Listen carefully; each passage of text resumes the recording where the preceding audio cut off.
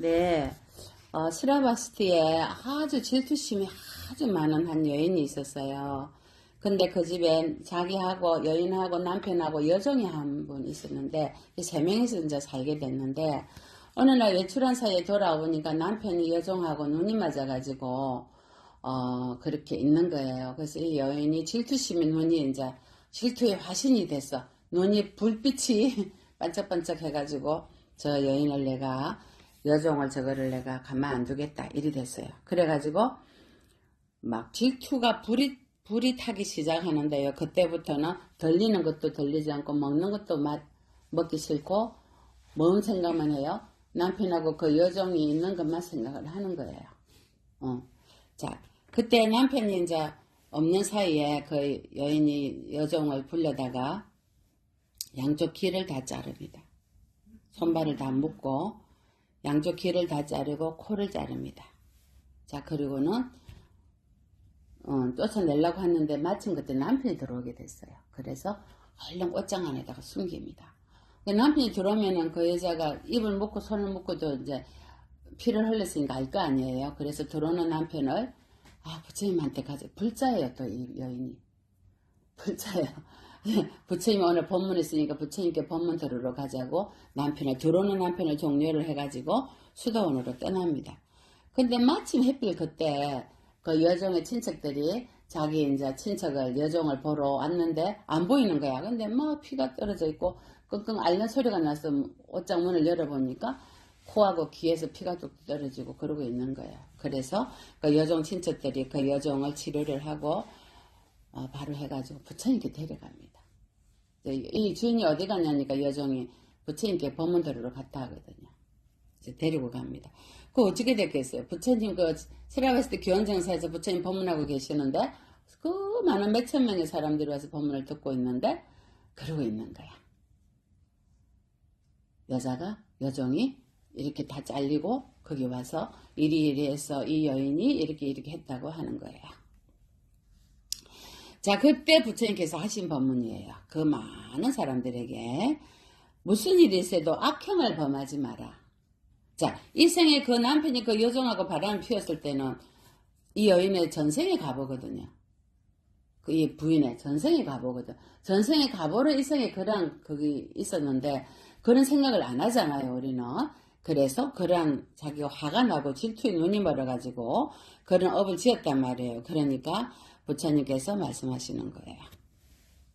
거기에 얼마나 많은 사람이 많았습니까? 악행을 범하고 나서 세상 사람들이 그것을 모르리라고 여기지 마라. 나 몰래 범한 악행이 밝혀지는 데는 그는 보다 더 큰 고통과 슬픔을 겪게 된다. 밝혀졌을 때는 말이에요. 그러니 그대들이요. 남 몰래 쌓은 선행은 어마어마한 큰 행복을 세세성경에 가져온다. 하지만 악행도 마찬가지다. 드러나지 않을 것 같아도 밤이 되면 화살이 안 보이지만 낮에 되면 보인다는 거예요. 그래서 악행이란 모름지기에 저지르지 않음이 좋은 것이다. 악행을 저지르면 그 뒤에는 고통이 따르는 것이기에 선행이란 모름지기에 행하는 것이 좋으니라. 거기엔 후회가 뒤따르지 않느니라. 악행을 저지르면 후회가 뒤따르죠. 그래서 이 여인은 이 업을 지은 그 여인 있잖아요. 업을 지은 그 여인이 남편과 그 자리에서 수단가를 얻어요. 업을 지었는데 어떻게 얻을 수 있어요? 부처님 앞에 눈물로 진 참여를 한 거예요. 참여를 한 거예요. 그래서 수단가를 얻은 거예요. 어쩌면 그 여종이 이런 가부를 받는 것도 전생에 인연이 있겠죠. 이 세상에 인연 없이 원인 없이 일어나는 일은 눈꽃만큼도 없어요. 다 원인이 있어요. 내가 이렇게 아픈 것도 마찬가지예요. 내가 어떤 살생의 가부를 다 아픈 거예요. 자, 부처님께서 이제 이거 석가모니 부처님 당시 아니고 까사파 부처님 당시예요. 가문이 아주 훌륭한 집안의 가족이 모두 다 부처님 상가에 기를 하게 됩니다. 가사파 부처님, 가섭 부처님 당시예요. 가섭 부처님 제6 우리가 과거 7불 있잖아요. 과거 7불 아마 제6 부처님, 제7불은 석가모니 부처님이시고, 자, 어머니와 형과 동생, 까필라와 누이 동생까지 4명이 다 비구가 됩니다. 비구니가 됩니다.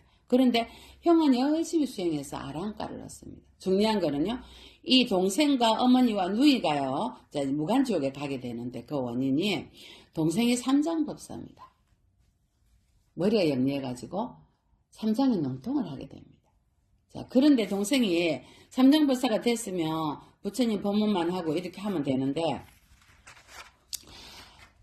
어쩝니까? 자기가 똑똑하고 잘나면은 교만이 생기지. 교만이. 사람 누구나 다 생길 수 있어요. 알아차리지 못하면. 그래서 교만이 생겨서 이거 법이 내 법이야. 내 말을 들어. 이제 이렇게 된 거예요. 항상 부처님 법이고 부처님께서 설하신 법문이고 우리는 어느 경전에 어떻게 나왔고 내 말이라고 하면 안 되는 거예요. 자, 그래가지고 이 테라가 아니 옳은 것을 그러다고 그런 것을 옳다고 하고요. 항상 말을 할 때 내 말대로 뜻대로 내대로 하라 하고 다른 스님들을 무시합니다. 오만 금만 교만 아만 그러한 애고가 생기게 된 거죠. 그래서 형은 아랑가를 얻은 성인이잖아요. 이 생의 마지막 생입니다. 그러니 너가 그렇게 저지른 행동과 말과 언행을 함부로 하지 마라. 너는 그거를 언젠가는 가보를 받게 된다. 형이 늘 그렇게 얘기한 거예요. 그러니까 이 동생이 형까지도 무시하고 그렇게 했어요. 이제 한 번은 우리가 포사를 받잖아요. 자자 포사라죠. 우리 초하루 날 포사 자자 하잖아요. 내가 뭐 이런 일이 잘못했습니다. 부처님 이래 참여를 하는데요. 아니 자자 포사를 하라 해놓고 부처님께 우리가 허물을 고백하고 다 이렇게 하는데 자기가 그래 이런 식으로 한 거예요. 아주 교만했죠. 그러니 앞으로 자자 포살도 필요가 없다. 이렇게 얘기를 하고 엄청난 업을 지었어요. 자, 그 가보로 이 물고기는요. 큰 물고기로 태어났는데 이게 까사바 부처님 당시부터 석가모니 부처님 당시까지 무간지옥에 태어났어요. 법을 비방하고 정법 아닌 것을 사법이라고 정법을 사법이라고 사법을 정법이라고 이렇게 한 가보로 계속 무간지옥에 태어났는데 석가모니 부처님 당시에 큰 물고기로 태어났어요. 근데 이 물고기는 몸에서 황금빛이 나요. 왜냐하면 부처님 경을 배우고 설했기 때문에. 그렇지만 항상 입으로 뭐예요? 나를 드러내는 잘났고 나를 드러내는 행동만 하고 비법을 법이라고 했기 때문에 입에서는 세상에서 제일 썩은 냄새가 나는 거예요. 이 물고기가 한번 입을 확 벌리면은 그 냄새가 그 나라까지 다 진동할 정도로 너무 시체 썩는 냄새가 났었어요. 자, 그래서 이 나라의 왕이 그 물고기를 보고는 부처님께 이 물고기를 데리고 갑니다. 부처님이시여, 어째서 이 물고기는 황금색을 띠는데 몸 입에서 이렇게 지독한 냄새가 납니까? 하니까 부처님께서 가서 부처님 당시에 이 물고기는 까빨라라는 비구였느니라. 명예욕이 높고 사람들의 말을 안 듣고 사악하고 그리고 정법을 사법이라고 하고 그랬기 때문에 오만 교만 그만했느니라. 유신견이 강했느니라. 그래서 이 물고기는 지금은 물고기로 태어났지만 다시 또 아비지옥에 들어갈 거니라. 아비지옥은 뭐예요? 무간지옥. 고통이 끝이 없다는 뜻이에요. 사이가 없다 해서 무간이에요. 그래 비구들이 왕이 안 믿는 거예요. 이렇게 아름다운 황금빛이 나는 물고기가 이런 가보를 받다니요. 이런 게 부처님께서 신통력으로 물고기한테 묻습니다. 너는 전생에 까빌라 빗구였느냐? 물고기가 말을 합니다. 속일 수가 없습니다. 여러분 못 바꾸면요. 염라대왕 앞에 가죠. 내가 이 죄는 속여야지. 속일 수 있어요? 지장보살 앞에 가요. 지장보살 손에 뭐 들고 계세요? 왼손에 유리 옷붓을 갖고 계시죠? 지장보살님이 딱 계신데 염라대왕 앞에 가면요. 지장보살님이 딱 이렇게 펴면 내가 과거 생생 수억급생에 지은 모든 업이 싹 다 나옵니다. 숨길 수 있어요? 못 숨깁니다. 아니 저절로 말이 나옵니다. 무너지잖아. 그러면 저절로 말이 나옵니다. 줄줄줄줄줄줄 나옵니다. 우리의 어지대로 숨길 수가 없습니다. 그러니 빨리빨리 참여해가지고 녹여야지. 참여 안 하고 갖고 가면은 근데 또 가서 또 줄줄줄줄 다 고해야 됩니다. 자, 그래, 너는 어디서 왔느냐? 나는 아비지옥에서 왔습니다, 부처님. 이라거든요. 그 너희 어머니와 동생과 누이 동생과 다 아비지옥에 있느냐? 네. 그 너는 어디로 가느냐? 다시 죽어서 아비지옥에 갑니다. 너의 허물을 뉘우쳐라. 너가 어디로 아비지옥에 가서 또 수억급생을 살아야 되느니라. 부처님, 저는 과거에 지은 허물을 뉘우치며 참회합니다. 그리고는 자기의 머리를 벽에 부딪히고 또 죽어서 아비지옥에 태어납니다. 숙세에 숙업이 있기 때문에. 무섭죠? 이렇게 무서운데 우리 얼마나 말을 함부로 합니까? 그죠? 아니, 여러분이 그렇다는 게 아니고 주위에 참 무섭습니다. 그래서 부처님께서 하신 법문입니다. 사람에게 마음 집중이 없으면 알아차리지를 못하면 이 말이에요. 쏟아낸다. 욕망이 자라나는 것이 마치 등나무 잘듯이 자라나고 그가 이 세상에서 저 세상으로 방황하는 것은 숲속의 원숭이처럼 방황을 하는데 얼마나 많은 세월을 수억급생을 이 잠시 고통 이 사바석에서 잠시 고통 업을 지은 게 지옥 무간지옥에서는 수억급을 산다 이 말입니다. 그 고통은 누구든지 간에 하찮은 감각적 쾌락에 욕망이 지나치면 그에게는 반드시 슬픔의 고통이 따라 독이 나타나서 비를 흠뻑 먹은 들풀이 자풀이 비 맞고 나면 그 다음에 이만큼 무성하게 자라나는 거와 같다 하신 거예요. 누구든지 간에 하찮은 감각적 쾌락의 욕망을 다스리면 그에게는 반드시 슬픔이 독이 사라져서 마치 연꽃잎 위에 물방울이 또르륵 흘러가는 것과 같다. 절대 젖지 않느니라. 악업에. 그러므로 열애는 여기에 모인 많은 사람들에게 진실로 설하나니 하찮은 감각적 쾌락의 욕망을 뿌리째 뽑아버려라. 마치 잡풀, 덜풀들을 뽑아낸 뒤에 전단향이 나는 꽃, 전단향이 나는 전단향 풀이 얻어지듯이 마치 갈대를 휩쓸어버리는 홍수 같은 생사의 마라가 다시는 너희를 파괴하지 못하는 것과 같느니라. 육근에 속아서 알아차리지 못하면 내가 무슨 말을 하는지 무슨 행동을 하는지 감각적 쾌락에 오용나게 놀아나서 그 고통의 대가는 그 감각 잠깐의 쾌락의 대가는 수억급성의 고통을 받는다 이 말씀이에요. 그럼 지금 이렇게 우리가 지금 육체도 아프고 정신도 아프고 하는 일도 안 되고 재물도 모아지지 않고 이렇게 고통스러울 때는 어떻게 해라? 다 내려놓고 부처님께 진 마음으로 참여를 하시면 업이 녹아요. 그래서 스님이 이 자비참회 기도를 쉬운 기도가 아닌데 지금 35년째 하고 있는데 왜 하겠어요? 여러분이 이 기도를 할 수 있는 기회를 주는 거예요. 좋으니까. 이 기도만이 여러분이 참여할 수 있는 기회니까. 여러분은 몰라요. 얼마나 훌륭한 기도, 이 기도가 중요한지를.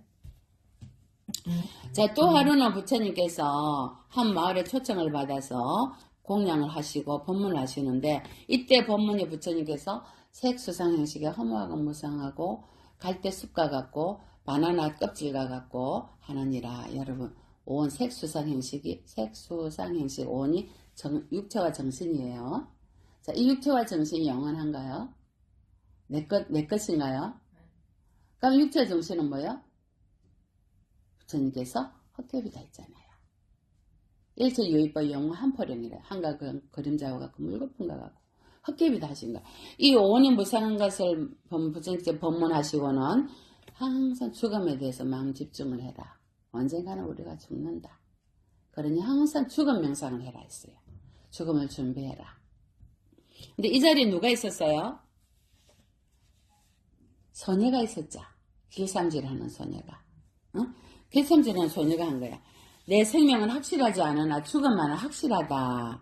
그러니 인간의 생명은 불안정하니 언제 죽을지 모르니까 항상 어떻게 해라? 알아차려서 업을 짓지 말고 복을 짓고 참여하고 갈 준비를 해라. 이 부분을 하신 거예요, 부처님께서. 근데 이 자리에 누가 있었냐면 이 길삼질하는 아기가 있었어요. 자, 이 아기가 와가지고 부처님께서 하신 법문을 들었어요. 듣고는 가고는 다음번에 부처님 오실 때 이 법문을 들으려고 빨리빨리 길삼을 해놓고 부처님께 막 왔어요. 좀 늦었어요. 오니까 부처님께서 이렇게 묻잖아요. 너는 어디서 왔느냐? 물었어요. 그러니까 얘가 저는 모릅니다. 이러거든요. 이 소녀가. 그러면 너는 어디로 가느냐? 또 물었어요. 그러니까 이 소녀가 또 저는 모릅니다. 이러거든요. 여러분 어디서 왔어요? 어디로 갈 거예요? 아시잖아요. 여러분, 버설님 여기 계신 분은 아시잖아요. 어디로 갈지. 그래, 너는 알지 못하느냐? 이러니까 또, 아닙니다. 저는 압니다. 또 이럽니다. 네 번째 보면, 그럼 너는 알고 있느냐? 또 이러니까, 부처님이시여 저는 모릅니다. 또 이럽니다. 그래, 부처님께서 많은 대중에게 이렇게 말씀하세요. 이 소녀가 잘 알지도 못하면서 당돌하게 여러 질문에 또박또박 대답한다고 생각하고 건방지거나 불쾌하게 느끼는 사람이 있다면 오해하지 마라. 이 소녀는 알고 있어서 정확하게 대답을 했느니라 하시면서 설법을 하신 거예요. 뭐라고 합니까? 부처님이시여, 이 소녀가 얘기합니다. 부처님께서는 제가 집에서 출발해서 이곳에 온 걸 알고 계시는데도 너는 어디서 왔느냐가 물으셨다 이 말이에요. 그러니 그 말씀은 제가 과거 전생에 어디서 왔냐고 물으시는 거라서 제가 모른다 했습니다. 또 너는 어디로 가느냐, 내가 집으로 가는지 알고 계시면 또 묻는 거는 죽어서 네가 어디로 태어날 걸 아느냐라고 물으셔서 모른다고 했습니다. 맞아요? 세 번째 물은 뭐예요? 내가 언젠가는 꼭 죽는다는 사실을 아느냐라고 물으신 걸 알고 네 압니다라고 대답을 했다. 부처니까 이신전심으로 통했죠. 자, 네 번째 질문이 뭐예요? 그러면 네가 언제 죽을지 아느냐고 물으신 거야, 부처님께서. 그래서 모릅니다.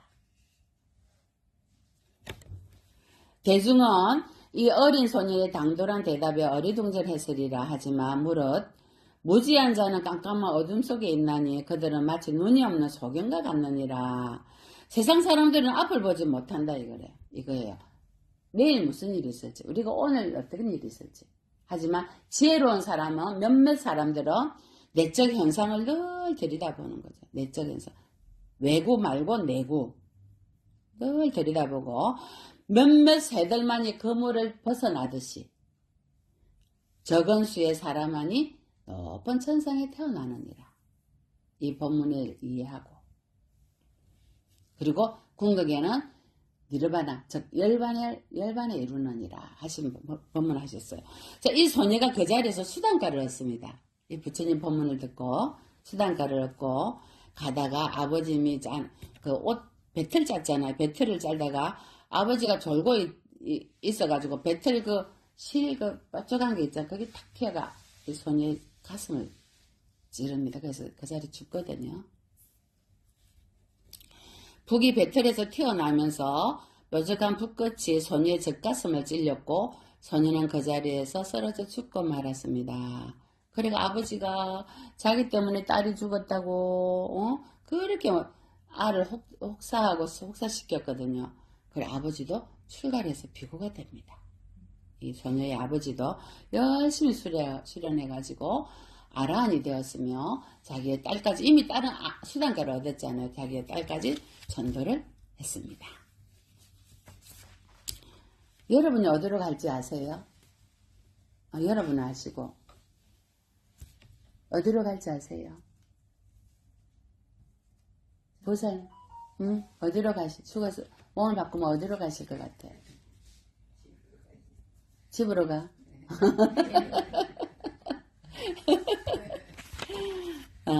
자, 살면서 선년도 만나고 악연도 만나요. 그죠? 선년도 만나고 악연도 만나고. 그럼 악연을 안 만나고 싶어서 안 만날 거야 한다고 안 만나지나요? 맞아요. 내가 살면서 과거생에 인연을 지어놨기 때문에 이 생에 만날 수밖에 없는 인연을 만나야 돼. 남편으로도 만나고 자식으로도 만나고 친구로도 만나고 부모로도 만나요. 자, 이 악연을 만났을 때 내가 어떻게 마음을 먹느냐에 따라서 악연이 선연으로 바뀔 수가 있어요. 어떻게 마음 먹어야 되겠어요? 아이고 감사합니다. 악연도 감사하고 선연도 감사하고 그리 됩니까? 저놈 중생 저거, 저 중생 저거 귀신이 안 잡아가는 거 몰라. 이러잖아. 그죠? 자, 악연을 만났을 때는 어떻게 할 거예요? 생각을 안 해봐서 모르겠는데. 최민 씨 어떻게 할 거예요? 손님도 만날 수 있고, 응? 응? 저 인연도 만날 수 있고, 응? 악연을 음. 만났는데 그게 악연인지 모르고 만나지 않을까요? 맨 처음에. 모르지.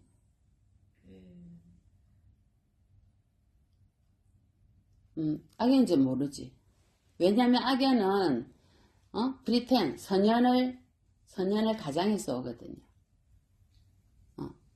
자, 악연을 만났을 때는요, 내가 만나야 될 인연의 가보가 있기 때문이에요. 그래서, 어쨌든, 부처님, 저 업을 녹여서 자기 업이 녹아야 돼요. 자기 업이 녹으면 악연도 떨어지고, 선한 가보가 오게 되어 있어요. 내가 업이 두텁기 때문에 그러한 인연들을 내가 불러들인 거거든요. 그래서 참여밖에 없어요. 악연도 내 탓이요, 선연도 내 탓이요. 그래서 이미, 과거는 이미 흘러갔어. 그런 소리를 하는데 예, 그럼요. 과거는 붙잡을 수가 없지. 그러니 지금이 중요하거든요. 지금도 계속 과거로 흘러가기 때문에 지금도 놓치지 말고 더 부지런히 참여하고 부지런히 부처님께 기도하고 우리가 부지런히 진실한 마음을 가지면 내 업이 다 녹으면요. 훌을 털고 갈 수가 있어요. 얼마나 살겠어요. 많이 살아봤자 얼마나 산다고. 하지를 말아야지. 그지? 위화하시면 안 돼요. 그러니 내가 이 업을 녹일 기회구나. 지금이. 이 좋은 기회를 놓치면 안 되겠구나. 부처님 감사합니다. 내 마음을 잘 내가 내가 제 인간을 내가 어떻게 갈고 말 거다. 나도 같이 똑같이 해줘야지. 이러면 절대 업이 안 녹아요. 전생에 업이 안 녹는다고. 아시겠죠? 그러니까 편지를 쓰려고 하면 안 돼. 아예. 무슨 말인지 알겠지? 그럼 어떻게 한참 더 걸려요. 어쩌겠어. 편지를 그래도 참다가 10년 만에 편지를 쓰는 건데 편지조차도 편자도 일으키지 말자. 이거 부처님 감사합니다. 부처님 감사합니다.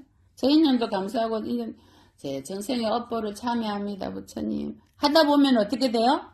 삼생의 가보가 과거 현재 미래까지 받을 가보가 이 자리에서 녹여버려요. 감사합니다. 입에 달아야 돼. 감사하게 입에 달아요. 이것도 감사. 지금 내가 몸이 아픈 것도 감사합니다. 그렇게까지는 못해도 상대방 악연이시면 그 감사합니다. 마음만으로도 계산하고 돼야죠. 입도 지으면 안 돼. 저 인간 보기 싫어. 이것도 아니야. 누가 저 인간 안 잡아가나? 이것도 아니야. 이러면 절대 업이 안 녹아. 너무 미워하면 내 마음이 더 아파요. 그렇지. 내 지금 육체가 아픈 것도 전생에 내가 살생한 가보고 어떤 가보가 있단 말이야. 내 마음은 다 아프니까 입에 하지 말아요. 어쨌든 부처님 참여합니다. 참여진언을 아세요? 옴 살바 모짜 모치 사다야 사바. 보살님은 참여진언을 늘 하셔야 돼. 아침에 눈 뜨면 참여진언 옴 살바 모짜 모치 사다야 사바. 저녁에 눈 감을 또 옴 살바 모짜 모치 사다야 사바. 참여진언을 연보하듯이 하루에 종일 참여진언 그건 하사요. 어? 네. 스님이 그렇게 말할 때 이유가 있을 거예요. 그래서 항상 인욕하고 참아라. 그 스님 저보고 인욕을 배우라고 이런 일이 있는가 봅니다. 홍거사 그러셨죠? 자, 항상 감사해야 되는데 그게 그렇지. 안 돼요. 인욕을 배우고 어떤 일이 있어도 어떤 일이 있어도 발버리심. 내가 깨달음을 이뤄서 만중 스님이 이렇게 해야지. 발버리심. 그것도 뒤늦게 깨달았어요. 내가 남을 미워하려면 내 마음보다 아프다는 거. 그렇지. 왜냐면 하나기 때문에. 네. 중생이 하나기 때문에 아픈 거야. 늘 발버르심하고 인욕하시고 참여하시고 이러면 보살님의 모든 업이 다 녹으실 거예요. 그래서 부처님께서 하신 말씀이에요. 마땅히 일체의 상을 떠나서 안욕따라 삼맥 삼불의 마음을 일으켜라. 안욕따라 삼맥 삼불의 마음을 일으키는 건 뭐예요? 발버르심이야. 약자로 어떻게 마음을 내야 됩니까? 어떻게 불법을 배우고 어떻게 살아가야 됩니까? 라고 수거리가 물었잖아요. 그때 부처님께서 안욕따라 삼맥 삼불을 지내라. 오케이? 그리고 뭐라 하셨어요? 일체의 현상에 대해서 어떻게 해라? 머무르지 마라. 마음이 머물러서 마음을 일으키지 마라. 사람에게도 물건에게도 어디에도 어떻게 해라? 소리, 향기, 맛, 감촉, 법에 머물러 마음이 생기게 되면 그거는 이미 업이 돼버린다. 그러니 어디에도 마땅히 머무름 없이 마음을 내어라. 뭐예요? 억무소주 이생기심이야. 지금 부처님께서 법문하신 거야. 만약에 불응주세생시, 불응주생하 미적본생시, 응생, 무소주신, 약식유주적이 비주라는 거예요. 그러니 마음에 머무름이 없이 마음을 내면은 그거는 이미 머무름이 아니니라. 이런 까닭에 부처는 보살심이 형체에 머물지 않고 보시하는 것이라 말하니라. 부처님께서는요, 보살심이라 내가 부처가 이런 걸 한다라는 마음을 이만큼도 일으키지 않는다. 그러니 보살님 발보리심, 참해지는 인욕 참고 그리고 억무소주 이생기심해라. 오늘 보면 이것으로 마치겠습니다.